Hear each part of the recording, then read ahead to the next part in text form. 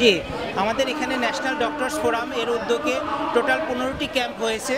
15টি বুথের মাধ্যমে আমাদের চিকিৎসক team, nurses team, medical technologist, pharmacist এবং ভলেন্টিয়ার মিলে আমাদের 30 জনের একটা টিম তৈরি আছে এবং আমরা সকাল থেকেই 6:30 থেকেই আমাদের ক্যাম্পগুলো ওপেন রেখেছি। রোগীরা আসছে আমাদের এখানে মূলত যারা শারীরিকভাবে দুর্বল, উইক হয়ে গেছে, মাথা ঘুরাচ্ছে, বমি বমি ভাব হচ্ছে, অনেকের জ্বর আসছে, ঢাকার বাইরে থেকে তারা আসছে, তাদেরকে আমরা প্রাথমিক অ্যাসেসমেন্ট করতেছি।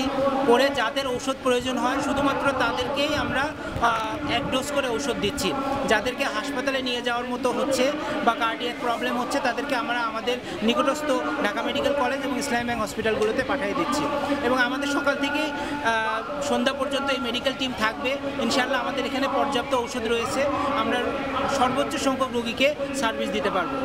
অনেক রোগী আসছে যারা বিশেষ করে যারা ঢাকার বাইরে থেকে আসছে, তারা অত্যধিক গরমে এবং জার্নির কারণে অনেকেই উইক হয়ে গেছে এবং মাথা ঘুরাচ্ছে। তাদেরকে আমরা ব্লাড প্রেশার চেক করে ইমিডিয়েট রিসাসিটেট করার ব্যবস্থা করেছি, তাদেরকে রেস্টের ব্যবস্থা করেছি এবং আমরা তাদেরকে বলতেছি বেশি খারাপ লাগলে আপনারা নিকটস্থ হাসপাতালের কাছে বা বাসায় কোনো আত্মীয়র কাছে চলে যান। প্রচুর পানি খেতে বলতেছি, লিকুইড খেতে বলতেছি, খাবার স্যালাইন খেতে বলতেছি এবং ঘন ঘন তরল খাবার খেতে বলতেছি।